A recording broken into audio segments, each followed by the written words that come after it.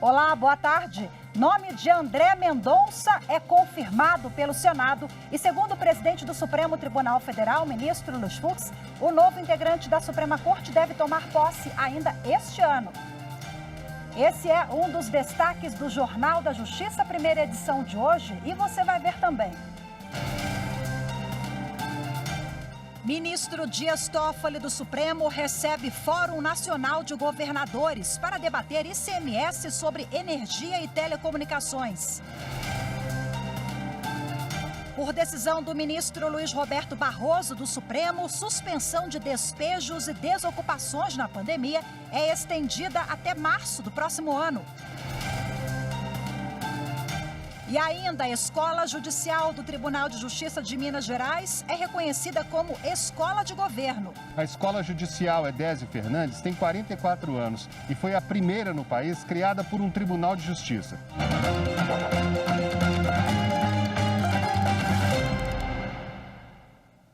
Ainda neste ano, o Supremo Tribunal Federal deve voltar a ter a composição completa com os 11 ministros. O Senado Federal aprovou nesta quarta-feira a indicação do ex-advogado-geral da União, André Mendonça, para o cargo na Suprema Corte. Foi uma longa quarta-feira de perguntas e respostas na Comissão de Constituição e Justiça do Senado. André Mendonça defendeu o compromisso com a democracia e o respeito às instituições. Se manifestou contra qualquer tipo de censura prévia ao trabalho da imprensa e fez questão de reforçar que o fato de ser evangélico não impede ou atrapalha seu compromisso por um Estado laico. Entre os temas polêmicos, falou sobre sua posição em relação ao casamento civil entre pessoas do mesmo sexo. Se houvesse uma discussão no Supremo sobre esse assunto, como já foi pacificado, pode ter certeza que eu respeitaria os mesmos direitos civis, não só na questão do casamento, mas em outros aspectos também da vida familiar. Eu tenho a minha concepção de fé específica. Agora, como magistrado da Suprema Corte, isso tem que estar abstraído, eu tenho que me pautar pela Constituição. Citou segurança jurídica na execução de pena após condenação em segunda instância e afirmou que delação premiada não é acusação, não pode ser considerada elemento de prova. Eu não posso basear uma convicção com base em uma delação. Delação não é acusação. Dito isso, eu entendo que o combate à corrupção tem que ser feito respeitando os direitos e garantias individuais. A sabatina na CCJ durou 8 horas. Na votação, quórum máximo. Os 27 senadores da comissão votaram, 18 a favor de André Mendonça e 9 contra. Com a aprovação do nome, a expectativa ficou para a votação no plenário do Senado. Ele deixou claro que ele estava submisso à Constituição Federal, né? Então, esse é o ponto primordial. O ministro do Supremo Tribunal Federal, ele tem que estar submisso à Constituição Federal, independentemente das suas convicções individuais. Então, isso é maior, isso é superior a tudo, e eu pessoalmente me senti contemplada com as palavras do ministro. 79 senadores participaram da sessão. André Mendonça teve 47 votos a favor e 32 contra a sua indicação. Com o nome aprovado, vai ocupar a vaga deixada pelo ministro aposentado Marco Aurélio. No pronunciamento, agradeceu a indicação à vaga feita pelo presidente Jair Bolsonaro, aos amigos da Advocacia Geral da União e aos parlamentares da bancada evangélica pelo apoio. Depois do reconhecimento que a minha instituição, a Advocacia Geral da União, permitiu na minha vida profissional, depois do reconhecimento de vários companheiros, amigos que se uniram nessa missão, todos os deputados e senadores da Frente Parlamentar Evangélica. Foi um processo longo, difícil, mas de muito aprendizado. Diz que sua nomeação ao cargo de ministro do Supremo marcará uma trajetória de superação e integridade. eu acredito que com persistência, com resiliência, com dignidade, respeitando as pessoas, você é capaz de transformar a sua própria realidade e a realidade do seu povo. Eu sei que virão decisões em que serei criticado e merecerei, por certo, por vezes ser criticado. Mas podem ter a certeza que tentarei fazer do meu país um país mais justo.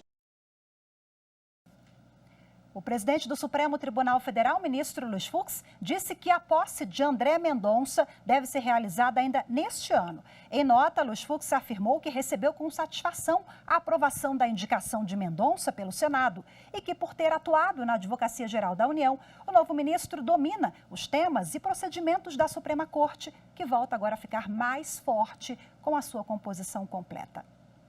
No Twitter, o ministro Gilmar Mendes também parabenizou André Mendonça pela aprovação e disse que o Senado Federal cumpriu seu importante papel de examinar a carreira brilhante do novo ministro. Segundo Gilmar Mendes, certamente André Mendonça terá uma trajetória marcante no Supremo Tribunal Federal. Governadores querem que o Supremo Tribunal Federal adie a entrada em vigor da decisão que mudou a cobrança do ICMS, o Imposto sobre Circulação de Mercadorias e Serviços, nos setores de energia e telecomunicações. Eles foram recebidos ontem pelo ministro Dias Toffoli. Os governadores estiveram no Supremo Tribunal Federal para falar sobre os impactos financeiros por perda da arrecadação, com a decisão da Corte no fim do mês passado, que declarou inconstitucional a cobrança de alíquota do ICMS superior a 17% sobre o fornecimento de energia elétrica e serviços de telecomunicação. Os representantes dos estados disseram que precisam de tempo para se preparar, porque a medida atinge as finanças dos estados e futuramente pode comprometer a prestação de serviços essenciais à população. O efeito disso precisa ser feito de forma planejada. Como é que um estado, ele de uma hora para outra deixa de arrecadar? Tem estado que representa 15%, 20% da arrecadação do ICMS do estado. Então, qual o impacto disso para um estado que não estava contando com isso? E os serviços essenciais que ele tem que cumprir suas obrigações na educação, na saúde, na segurança, então isso desestabiliza. Dias Toffoli é o relator do caso no STF. O Fórum Nacional de Governadores também pretende conversar com os demais ministros. Os chefes dos estados pedem que a decisão do Supremo passe a valer a partir do próximo plano plurianual, em 2024, para preservar a capacidade de arrecadação e as políticas públicas já planejadas para os próximos anos. O ministro do Supremo, Luiz Roberto Barroso, estendeu o prazo de suspensão de despejo e desocupações até 31 de março de 2022, em razão da pandemia. A decisão vale para imóveis de áreas urbanas e rurais. A suspensão das ordens de despejo e remoção já estava em vigor e deveria valer até o dia 31 de dezembro deste ano. Só que a lei aprovada pelo Congresso em outubro beneficiou apenas os moradores de imóveis urbanos. O PSOL e outras entidades entraram com a ação aqui na Suprema Corte, pedindo a extensão do prazo por 1 ano e outras medidas de proteção às famílias ameaçadas de despejo. O ministro do STF, Luiz Roberto Barroso, atendeu parcialmente ao pedido e determinou que as ações de desocupações de imóveis tanto urbanos como rurais fiquem suspensas até o dia 31 de março de 2022. Na decisão, o ministro Barroso argumentou que 123 mil famílias correm o risco de perder a moradia e entrar na estatística de desabrigados. Por isso, conceder o benefício exclusivamente para áreas urbanas é uma distorção que precisa ser corrigida na visão do ministro. O magistrado disse ainda que a crise sanitária ainda não foi plenamente superada, o que justifica a prorrogação das medidas de proteção aos mais vulneráveis. O Supremo Tribunal Federal deve julgar hoje, em sessão plenária, os embargos de declaração contra a decisão do ministro Edson Fachin, proferida no ano passado, que restringiu operações policiais nas favelas do Rio de Janeiro durante a pandemia da Covid-19. O recurso pede esclarecimentos sobre a decisão que restringiu as operações policiais nas comunidades do Rio de Janeiro durante a pandemia. O julgamento será retomado com o voto do ministro Alexandre de Moraes, que na sessão anterior havia pedido vista. A ação é de autoria do Partido Socialista Brasileiro, que pede ao Supremo Tribunal Federal uma série de medidas para tentar reduzir as mortes cometidas por policiais nas favelas do Rio. Entre elas, um plano de redução de letalidade policial e de controle de violação dos direitos humanos. Em junho do ano passado, o ministro Edson Fachin deferiu medida cautelar para suspender a realização de operações policiais no estado. Dados do Instituto de Segurança Pública revelam que desde que o Supremo limitou as operações nas comunidades do Rio de Janeiro, pelo menos 944 pessoas foram mortas por policiais. A determinação do STF chegou a reduzir a quantidade de mortos. Em junho do ano passado, foram 52 assassinatos. Na mesma época do ano anterior, o número era 4 vezes maior. O ministro Jesuíno Rissato, do Superior Tribunal de Justiça, anulou condenação imposta ao ex-ministro da Fazenda, Antônio Palocci, ao ex-tesoureiro do Partido dos Trabalhadores, João Vacari Neto, e a outros 11 investigados pela Operação Lava Jato. Todos eles tinham sido condenados no processo que envolve contratos da Odebrecht e pagamentos ao marqueteiro João Santana e à esposa dele, Mônica Moura. O ministro argumentou que cabia à Justiça Eleitoral e não à Justiça Federal avaliar o caso. O recurso no Superior Tribunal de Justiça foi apresentado pela defesa do ex-tesoureiro do Partido dos Trabalhadores, João Vacari Neto. Ele e outras 12 pessoas foram condenadas pelos crimes de corrupção passiva e lavagem de dinheiro na Operação Lava Jato. Entre elas, o ex-ministro da Fazenda, Antônio Palocci, e o ex-diretor de serviços da Petrobras, Renato Duque. Na decisão, o ministro Jesuíno Rissato considerou que não é competência da Justiça Federal processar e julgar casos envolvendo Caixa 2 para o financiamento de campanhas políticas. Rissato citou decisão do Supremo Tribunal Federal, que determinou em 2019 que crimes eleitorais que tenham sido cometidos em conexão com outros delitos devem ser enviados à Justiça Eleitoral. E você vai ver a seguir: Escola Judicial do Tribunal de Justiça de Minas Gerais é reconhecida como escola de governo. Os detalhes daqui a pouco, eu volto já.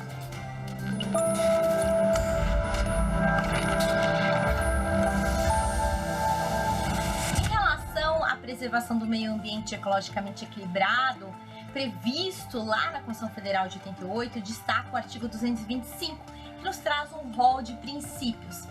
A partir da interpretação desse dispositivo com o 170, também da Constituição Federal, nós temos o princípio do desenvolvimento sustentável.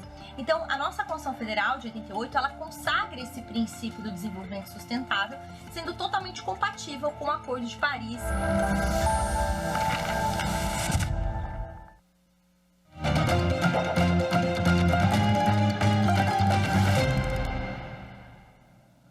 A Escola Judicial Desembargador Edésio Fernandes, do Tribunal de Justiça de Minas Gerais, foi credenciada como escola de governo e recebeu autorização para oferecer o primeiro curso de pós-graduação. Os trabalhos serão realizados nos formatos virtual e presencial. Na avaliação de uma comissão do Conselho Estadual de Educação, a escola recebeu pontuação máxima, conceito 5. Com a aprovação, as aulas do primeiro curso de pós-graduação Lato Sensu em Direito Empresarial começam em março, para magistrados e servidores.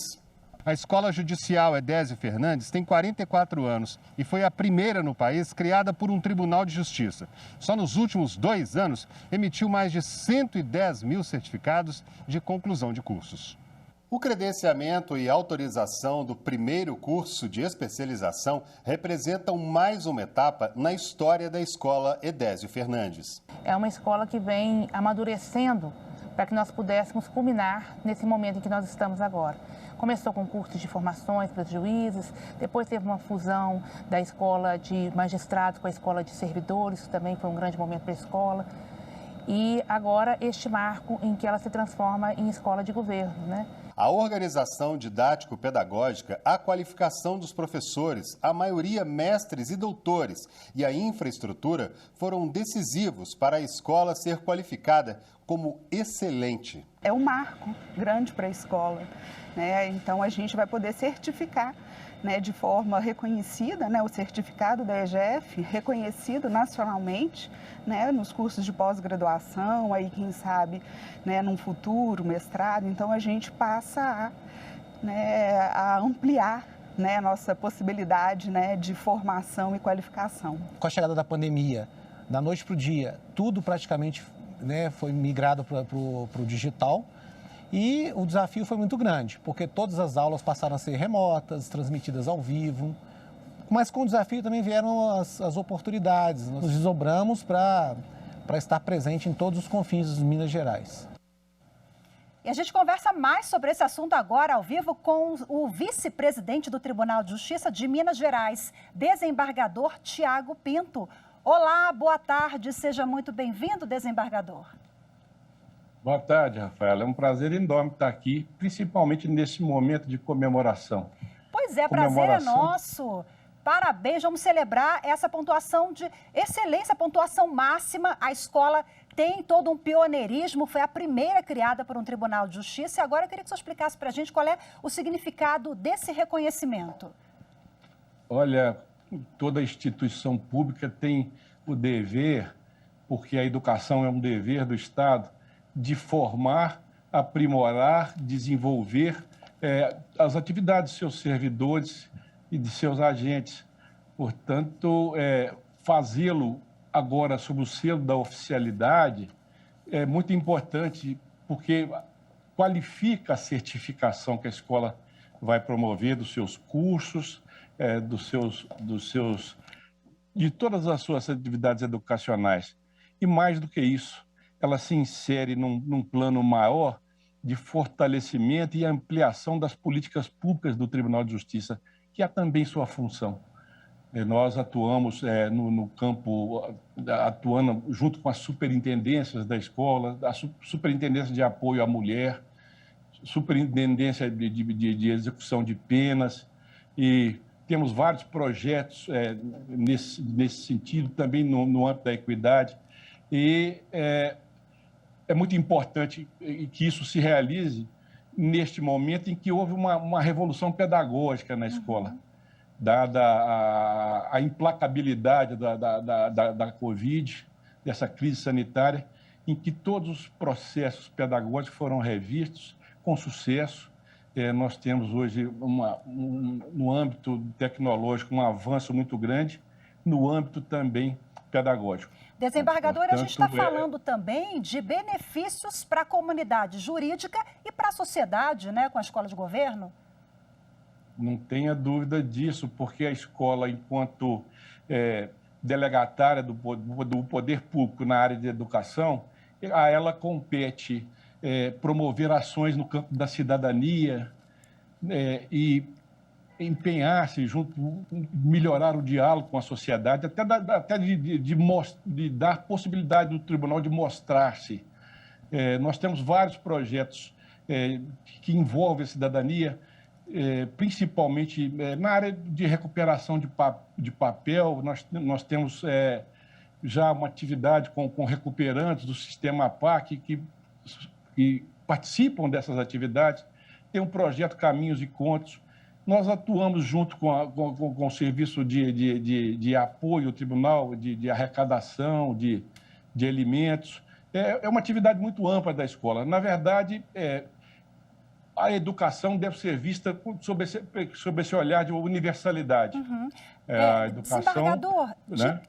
Perdão pela interrupção, mas o princípio da transversalidade, né? Eu queria que você explicasse para a gente, rapidamente, de que forma esse princípio impacta nos cursos oferecidos pela escola.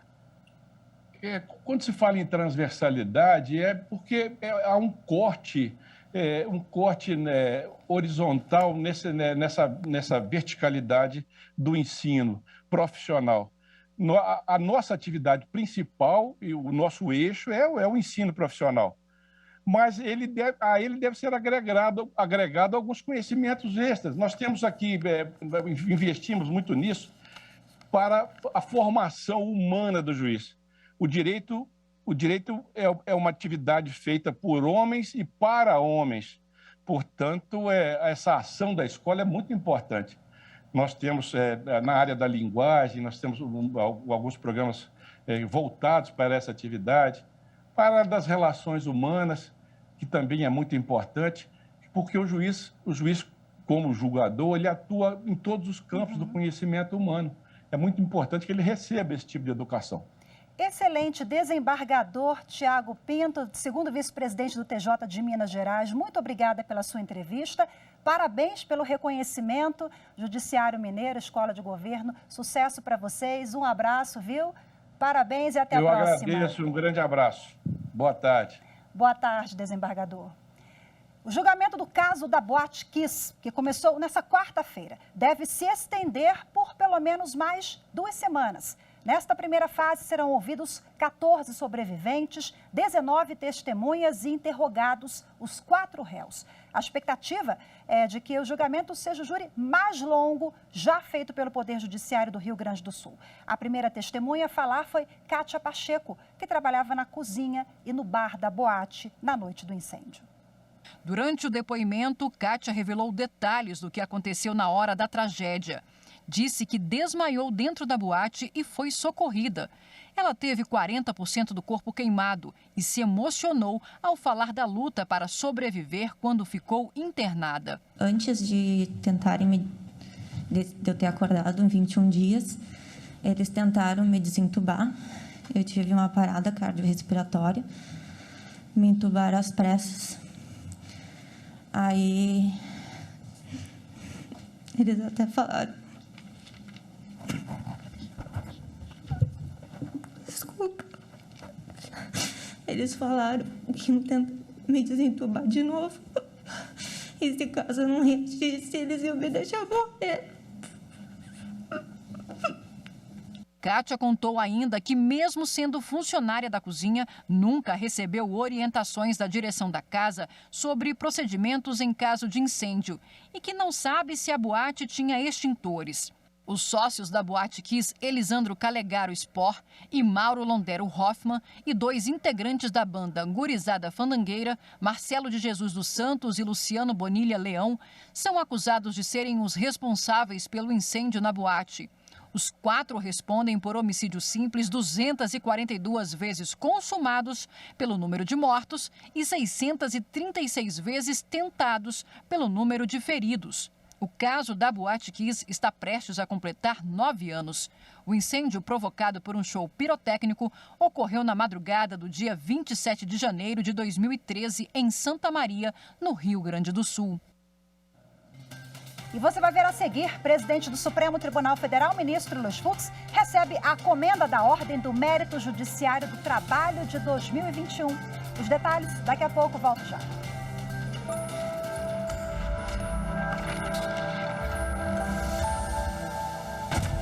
No que diz respeito à advocacia, profissão que eu exerço, precisamos ressaltar o artigo 133, que colocou a advocacia como essencial à administração da justiça.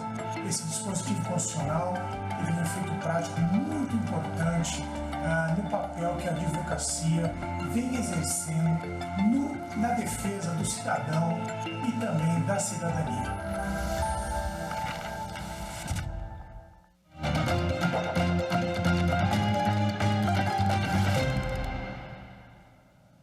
O Tribunal Superior do Trabalho entregou a comenda da Ordem do Mérito Judiciário do Trabalho de 2021.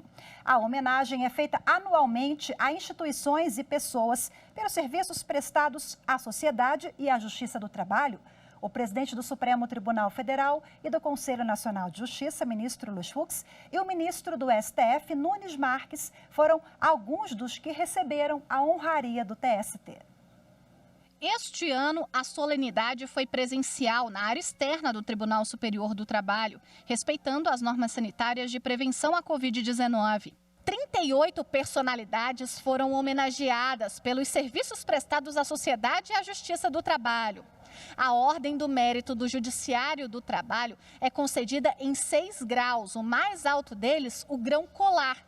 As indicações são feitas pelos ministros do TST e pelo Conselho da Ordem do Mérito. A premiação completa em 2021 51 anos. É uma homenagem ao trabalho.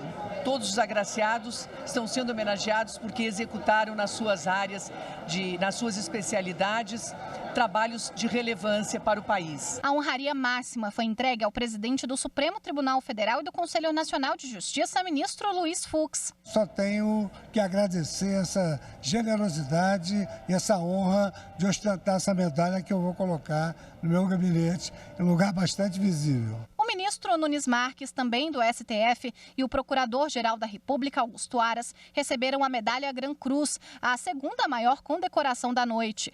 A primeira-dama, Michele Bolsonaro, recebeu a comenda Grande Oficial. A Sociedade Beneficente de Senhoras, uma das responsáveis pela fundação do Hospital Sírio-Libanês, foi a instituição homenageada pela Ordem do Mérito Judiciário do Trabalho. A entidade atende a mais de 120 mil pacientes por ano, inclusive pelo Sistema Único de Saúde, o SUS. Nos deixa muito orgulhosos de receber essa homenagem esse ano, especialmente levando em consideração a importância desse tribunal que representa o trabalho do nosso país, a justiça do trabalho do nosso país. O Museu do Supremo Tribunal Federal será inaugurado hoje, às 6 da tarde. O acervo que reconta a história do Poder Judiciário no país agora está reunido em um único espaço que fica no subsolo do edifício sede do Supremo Tribunal Federal. A primeira exposição traz documentos como a ata de instalação do Supremo em 1891, mobiliários, obras de arte, registros de julgamentos relevantes e até presentes. A inauguração vai ser transmitida ao vivo aqui pela TV Justiça, pela Rádio Justiça e também pelo canal do STF no YouTube. Lembrando que é hoje, a partir das 6 horas da tarde. Ficamos por aqui. Muito obrigada pela sua companhia. Ótima tarde para você. Temos um encontro marcado amanhã. Eu te espero até lá.